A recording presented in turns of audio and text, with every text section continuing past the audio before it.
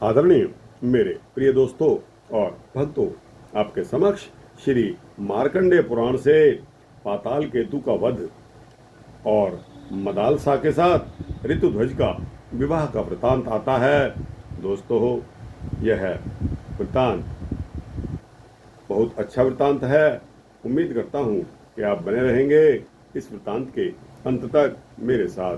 तो दोस्तों, आइए बिना समय गवाए इस वृतांत को शुरू करते हैं। पिता ने जब पूछा कि हे पुत्रों, महर्षि गालव के साथ जाकर राजकुमार ऋतुध्वज ने वहाँ जो जो कार्य किया है उसे बताओ। तुम लोगों की कथा बड़ी ही आश्चर्यजनक है। तब पुत्रों ने कहा कि महर्षि गालव के रमणीय आश्रम में निवास करके राजकुमार ऋतुध्वज ने ब्रह्मवादी मुनियों के सब विघ्नों को शांत कर दिया। वीर कुवलयाश्व गालव आश्रम में ही निवास करते हैं, इस बात को वह मदोन्मत्त नीच दानव नहीं जानता था। इसलिए संध्योपासना में लगे हुए गालव मुनि को सताने के लिए वह शूकर का रूप धारण करके आया। उसे देखते ही मुनि के शिष्यों ने हल्ला मचाया। फिर तो राजकुमार शीघ्र ही घोड़े पर सवार होकर और धनुष लेकर उसके पीछे दौड़े। उन्होंने धनुष को खूब जोर से खींचकर एक चमकते हुए अर्धचंद्राकार बाण से उसको चोट पहुंचाई। बाण से आहत होकर वह अपने प्राण बचाने की धुन में भागा और वृक्षों तथा पर्वत से घिरी हुई घनी झाड़ी में घुस गया। वह घोड़ा भी मन के समान वेग से चलने वाला था। उसने बड़े वेग से उस सुअर का पीछा किया। बाराह रूपधारी दानव तीव्र वेग से भागता हुआ सहस्त्रों योजन दूर निकल गया और एक जगह पृथ्वी पर विवर के आकार में दिखाई देने वाले गड्ढे के अंदर बड़ी फुर्ती के साथ कूद पड़ा। इसके पश्चात शीघ्र ही अश्वारोही राजकुमार भी घोर अंधकार से भरे हुए उस भारी गड्ढे में कूद पड़े। उसमें जाने पर राजकुमार को वह सुअर दिखाई नहीं पड़ा, बल्कि उन्हें प्रकाश से पूर्ण पाताल लोक का दर्शन हुआ। सामने ही इंद्रपुरी के समान एक सुंदर नगर था, जिसमें सैकड़ों सोने के महल शोभा पा रहे थे। उस नगर के चारों ओर सुंदर परकोटा बना हुआ था। राजकुमार ने उसमें प्रवेश किया, किंतु वहां कोई भी मनुष्य उसे दिखाई नहीं पड़ा। वे नगर में घूमने लगे। नगर में घूमते हुए उन्होंने एक स्त्री को देखा जो बड़ी उतावली होकर कहीं जा रही थी। राजकुमार ने उस स्त्री से पूछा कि हे भद्रे, तू किसकी कन्या है और किस काम से जा रही है? सुंदरी ने कुछ भी उत्तर नहीं दिया। वह चुपचाप एक महल की सीढ़ियों पर चढ़ गई। ऋतुध्वज ने भी घोड़े को एक जगह बांध दिया और उस स्त्री के पीछे पीछे महल में प्रवेश कर गया। उस समय उनके नेत्र आश्चर्य से चकित हो रहे थे। उनके मन में किसी प्रकार की शंका नहीं थी। महल में पहुंचने पर उन्होंने देखा एक विशाल सोने का बना हुआ पलंग बिछा हुआ है। उस पर एक सुंदरी कन्या बैठी है, जो कामना से युक्त रति सी दिखाई पड़ती थी। चंद्रमा के समान मुख, सुंदर भौहें, कुंदरू के समान लाल ओंठ, छरहरा शरीर और नीलकमल के समान उसके नेत्र थे। अनंत लता की भांति उस सर्वांग सुंदरी रमणी को देखकर राजकुमार ने समझा यह कोई रसातल की देवी है। उस सुंदरी बाला ने भी मस्तक पर काले घुंघराले बालों से सुशोभित उभरी हुई छाती, स्थूल कंधों और विशाल भुजाओं वाले राजकुमार को देखा। साक्षात कामदेव समझा। उनके आते ही सहसा उठकर खड़ी हो गई, किंतु उनका मन अपने वश में नहीं रहा। वह लज्जा, आश्चर्य और दीनता के वशीभूत हो गई। सोचने लगी कि ये कौन है? देवता, यक्ष, गंधर्व, नाग अथवा विद्याधर तो कहीं नहीं आ गए। वह कोई पुण्यात्मा मनुष्य है। ऐसा विचार करके उसने लंबी सांस ली और पृथ्वी पर बैठकर सहसा मूर्छित हो गई।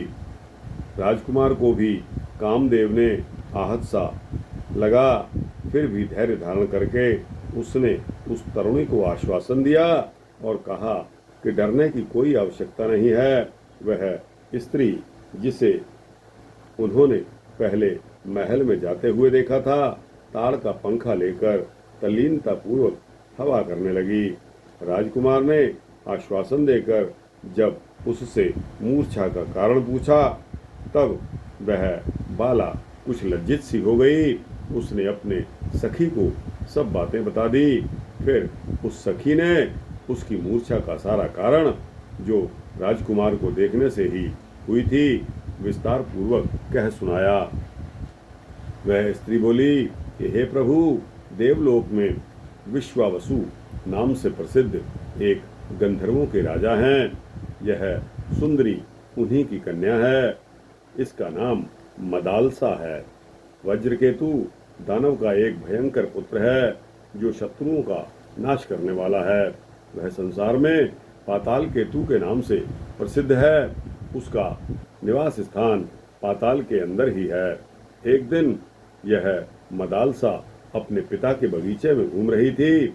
उसी समय उस दुरात्मा दानव ने विकारमयी माया फैलाकर इस असहाय बालिका को हर लिया। उस दिन में इसके साथ नहीं थी। सुना है आगामी त्रयोदशी को वह असुर इसके साथ विवाह करेगा, किंतु जैसे शूद्र वेद की श्रुति का अधिकारी नहीं है, उसी प्रकार वह दानव भी इस सर्वांग सुंदरी मेरी सखी को पाने के योग्य नहीं है। अभी कल की ही बात है, यह बेचारी आत्महत्या करने को तैयार हो गई थी। उस समय सुरभि देवी यानी कि कामधेनु ने आकर आश्वासन दिया कि हे बेटी, वह नीच दानव तुम्हें नहीं पा सकता। हे महाभागे, मर्त्यलोक में जाने पर इस दानव को जो अपने बाणों से बींध डालेगा, वही तुम्हारा पति होगा। बहुत शीघ्र ही यह सुयोग प्राप्त होने वाला है। ऐसा कहकर सुरभि देवी अंतर्ध्यान हो गई। मेरा नाम कुंडला है। मैं इस मदालसा की सखी, विंध्यवान की पुत्री और वीर पुष्करमाली की पत्नी हूँ। शंभु ने मेरे स्वामी को मार डाला, तब से उत्तम व्रतों का पालन करती हुई दिव्य गति से भिन्न भिन्न तीर्थों में विचरती रहती हूँ। अब मैं परलोक सुधारने लगी हूँ। दुष्ट आत्मा पाताल केतु आज वाराह का रूप धारण करके मर्त्यलोक में गया था और सुनने में आया है वहाँ मुनियों की रक्षा के लिए किसी ने उसको अपने बाणों का निशाना बनाया है। मैं इस बात का ठीक ठीक पता लगाने के लिए ही गई थी और पता लगाकर तुरंत लौट आई।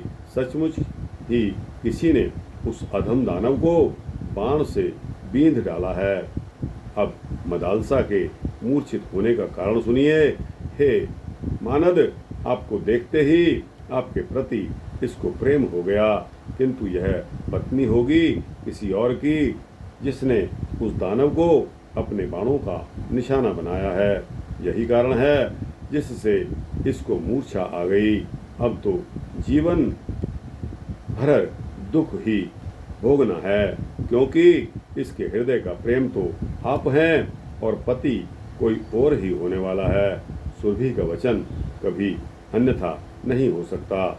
मैं तो इसी के प्रेम से दुखी होकर यहाँ चली आई, क्योंकि मेरे लिए अपने शरीर में मेरे शरीर में और सखी में कोई अंतर नहीं है। यदि वह अपनी इच्छा के अनुसार किसी वीर पति को प्राप्त कर लेती तो मैं निश्चिंत होकर तपस्या में लग जाती। हे महामते, अब आप अपना परिचय दीजिए। आप कौन हैं और यहाँ कैसे पधारे हैं? क्या आप देवता हैं, दैत्य हैं, गंधर्व हैं, नाग या किन्नरों में से तो कोई नहीं है, क्योंकि यहाँ मनुष्य की पहुँच तो हो ही नहीं सकती और मनुष्य का ऐसा दिव्य शरीर भी नहीं होता। जैसे मैंने सच सच बताया है, वैसे ही आप भी अपना सारा हाल मुझे ठीक ठीक बता दीजिए। कुवलयाश्च ने कहा, हे धर्मज्ञ, तुमने जो यह पूछा है कि आप कौन हैं और कहाँ से आए हैं, इसका उत्तर सुनिए। मैं आरंभ से ही अपना सब समाचार बतलाता हूँ। हे शुभे, मैं राजा शत्रुजीत का पुत्र हूँ और पिता की आज्ञा से मुनियों की रक्षा के लिए महर्षि गालव के आश्रम में आया था। वहाँ मैं धर्मपरायण मुनियों की रक्षा करता था, किंतु मेरे कार्य में विघ्न डालने के लिए कोई दानव शूकर का रूप धारण करके आया था। मैंने उसे अर्धचंद्राकार बाण से बींध डाला। मेरे बाण की चोट को खाकर वह बड़े वेग से भागा। तब मैंने घोड़े पर सवार होकर उसका पीछा किया। फिर सहसा वह वाराह एक गड्ढे में गिर पड़ा, साथ ही मेरा घोड़ा भी उसमें कूद पड़ा। उस घोड़े पर चढ़ा हुआ मैं कुछ काल तक अंधकार में अकेला ही विचरता रहा। इसके पश्चात मुझे प्रकाश मिला और तुम्हारे ऊपर मेरी दृष्टि पड़ गई। मैंने पूछा भी, किंतु आपने कुछ उत्तर नहीं दिया। फिर मैं तुम्हारे पीछे पीछे इस सुंदर महल में आ गया। यह मैंने सच्ची बात आपको बतला दी है। मैं देवता, दानव, नाग, गंधर्व अथवा किन्नर कुछ भी नहीं हूँ। देवता आदि तो मेरे पूजनीय हैं। हे कुंडले, मैं मनुष्य ही हूँ। तुम्हें इस विषय में कभी कोई संदेह नहीं करना चाहिए। ऐसा सुनकर मदालसा को बड़ी ही प्रसन्नता हुई। उसने लज्जित होकर अपनी सखी के सुंदर मुख की तरफ देखा, किंतु कुछ बोल न सकी। उस सखी से फिर प्रसन्न होकर कहा, हे वीर, आपकी बात सत्य है, इसमें संदेह के लिए कोई भी स्थान नहीं है। मेरी सखी का हृदय और किसी को देखकर आसक्त नहीं हो सकता। अधिक कमनीय कांति चंद्रमा को ही प्राप्त होती है। प्रचंड प्रभा सूर्य में ही देखने को मिलती है। दैवी विभूति धन्य पुरुष को ही प्राप्त होती है। धृति धीर को और क्षमा उत्तम पुरुष को ही मिलती है। इसमें संदेह नहीं है कि आपने उस नीच दानव का वध किया है। भला गौ माता सुरभि मिथ्या कैसे कहेंगी?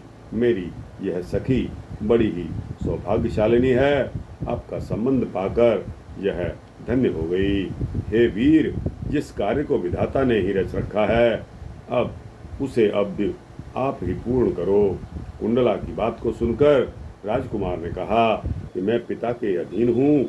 उनकी आज्ञा के बिना इस गंधर्व राजकन्या से किस प्रकार विवाह करूं? कुंडला बोली, नहीं नहीं, ऐसा मत कहिए। मदालसा एक देवकन्या है। आपके पिताजी इस विवाह से प्रसन्न हो जाएंगे, अतः इसके साथ अवश्य विवाह कीजिए। राजकुमार ने तथास्तु कहकर उसकी बात को मान लिया। तब कुंडला ने विवाह की सामग्री को एकत्रित करके अपने कुलगुरु तुम्बरु का स्मरण किया। वे समिधा और कुशा लिए तत्काल वहां आ पहुंचे। मदालसा के प्रेम से और कुंडला का गौरव रखने के लिए उन्होंने आने में विलंब नहीं किया। वे मंत्र के ज्ञाता थे, अतः अग्नि प्रज्वलित करके उन्होंने हवन किया और मंगलाचार के द्वारा कन्यादान करके वैवाहिक विधि संपन्न की। फिर वे तपस्या के लिए अपने आश्रम पर चले गए। तदनंतर कुंडला ने अपनी सखी से कहा, सुमुखी जुम जैसी सुंदरी को राजकुमार ऋतध्वज के साथ विवाहित देखकर मेरा मनोरथ पूर्ण हो गया है। अब मैं निश्चिंत होकर तपस्या करूंगी और तीर्थों के जल से अपने पापों को धो डालूंगी, जिससे फिर कभी मेरी ऐसी दशा ना हो। इसके बाद जाने के लिए उत्सुक हो। कुंडला ने बड़ी विनय के साथ राजकुमार से वार्तालाप किया। इस संबंध में अपनी सखी के प्रति स्नेह की अधिकता से उसकी वाणी गदगद हो गई। कुंडला बोली कि हे प्रभु, आपकी बुद्धि बहुत तीव्र है।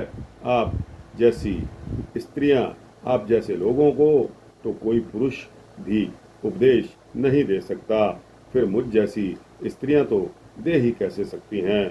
किंतु इस मदालसा के स्नेह से मेरा चित्त आकृष्ट हो गया है तथा आपने भी अपने प्रति मेरे हृदय में एक विश्वास उत्पन्न कर दिया है। इसीलिए मैं आपको कर्तव्य का स्मरण मात्र करवा रही हूँ।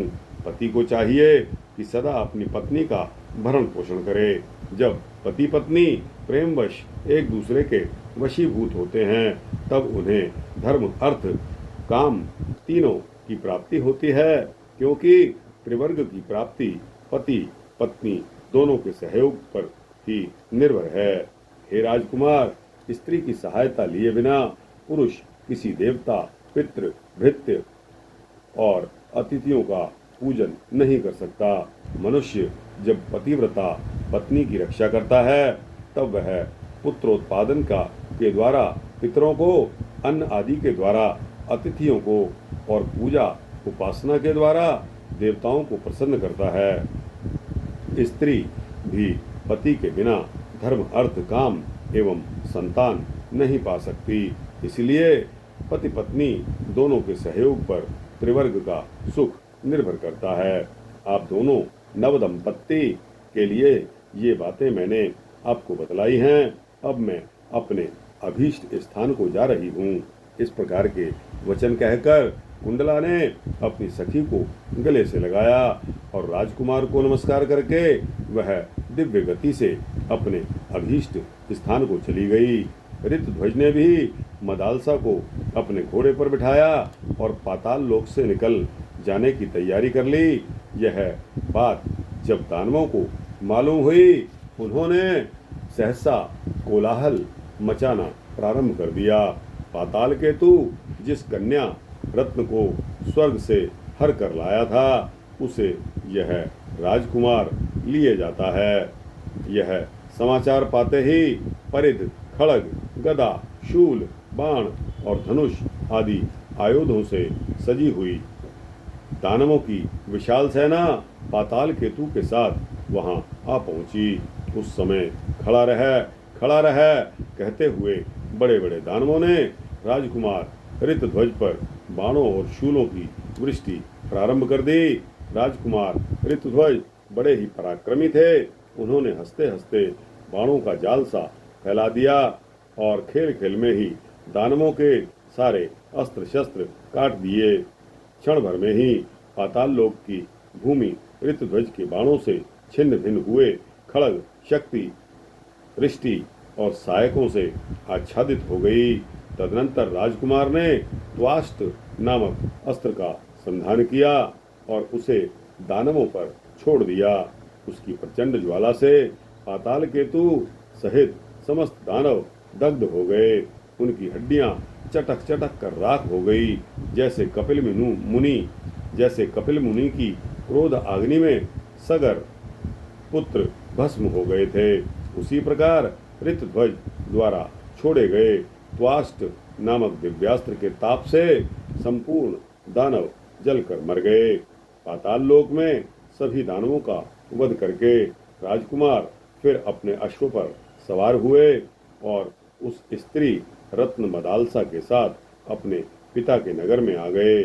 पिता के चरणों में प्रणाम किया। पाताल में जाने, कुंडला के दर्शन होने, मदालसा को पाने और दानवों से युद्ध करने आदि का सारा समाचार अपने पिता को सुना दिया। यह सब सुनकर पिता को बहुत प्रसन्नता हुई। उन्होंने अपने पुत्र को छाती से लगाकर कहा कि हे बेटा, तुम सुपात्र और महात्मा हो। तुमने मुझे तार दिया है, क्योंकि तुम्हारे द्वारा उत्तम धर्म का पालन करने वाले मुनियों की भय से रक्षा हुई है। मेरे पूर्वजों ने अपने कुल को यश से विख्यात किया था। मैंने उस यश को फैलाया था और तुमने अनुपम पराक्रम करके उसे और भी बढ़ा दिया है। पिता ने जो यश, धन या पराक्रम प्राप्त किया हो, उसे जो पुत्र कम नहीं करता, वह पुत्र मध्यम श्रेणी का माना गया है। जो अपनी शक्ति से अपने पिता से भी अधिक पराक्रम दिखाए, उसे विद्वान पुरुष श्रेष्ठ कहते हैं। किंतु जो पिता द्वारा उपार्जित धन, वीर तथा यश को अपने समय में घटा देता है वह बुद्धिमान पुरुषों द्वारा अधम बताया गया है। मैंने जिस प्रकार ब्राह्मणों की रक्षा की थी उसी प्रकार तुमने भी की है, परंतु तुमने पाताल लोक की यात्रा की और वहां के समस्त असुरों का विनाश कर दिया। ये सब कार्य तुमने अधिक किए हैं, अतः तुम्हारी गणना उत्तम पुरुषों में है। बेटा, तुम धन्य हो। तुम्हारे जैसे अधिक गुणवान पुत्र को पाकर मैं पुण्यवानों के लिए भी स्पृहणीय हो रहा हूँ। जिसका पुत्र बुद्धि, दान और पराक्रम से उससे बढ़ नहीं जाता वह मनुष्य मेरे मत में पुत्र जनित आनंद को प्राप्त नहीं कर सकता। उस पुरुष को धिक्कार है जो इस लोक में पिता के नाम पर ख्याति लाभ प्राप्त करता है। जो पिता पुत्र के कार्य से विख्यात होता है उसी का जन्म सफल है। जो अपने नाम से प्रसिद्ध होता है वह सबसे उत्तम है। जो पिता और पितामहों के नाम पर विख्यात होता है वह मध्यम है, तथा जो मातृपक्ष या माता के नाम से प्रसिद्धि प्राप्त करता है वह अधम श्रेणी का मनुष्य है। इसलिए हे पुत्र, तुम धन, पराक्रम और सुख के साथ अभ्युदयशील बनो और इस गंधर्व कन्या का तुमसे कभी वियोग न हो। इस प्रकार बारंबार भांति भांति के प्रिय वचन कहकर पिताजी ने ऋतध्वज को अपने हृदय से लगाया और मदालसा के साथ उन्हें राजमहल में भेज दिया। राजकुमार ऋतध्वज अपनी पत्नी के साथ पिता के नगर में तथा उद्यान, वन एवं शिखरों पर आनंद पूर्वक व्यवहार करने लगे। कल्याणी मदालसा प्रतिदिन प्रातःकाल उठकर सास ससुर के चरणों में प्रणाम किया करती थी और अपने पति के साथ आनंद से रहकर सुख भोग रही थी। तो दोस्तों, यह वृत्तांत यहाँ मार्कंडेय पुराण से यहाँ समाप्त होता है। आपको कैसा लगा? अच्छा लगा हो तो इसको पाताल केतु का वध और मदालसा के साथ ऋतुध्वज का विवाह किस प्रकार हुआ, दोस्तों अच्छा लगा हो तो इसको लाइक और शेयर करते हुए अपने दोस्तों, भक्तों, मित्रों, जिज्ञासुओं तक पहुंचाना। कमेंट सेक्शन में अपनी राय भी अवश्य देना दोस्तों, और इस चैनल को सब्सक्राइब कर देंगे तो आपको इसी तरह के सूक्ष्म भक्ति वृत्तांत मिलते रहेंगे। जय श्री हरि, जय श्री विष्णु हरि, जय भगवान मार्कंडेय जी की।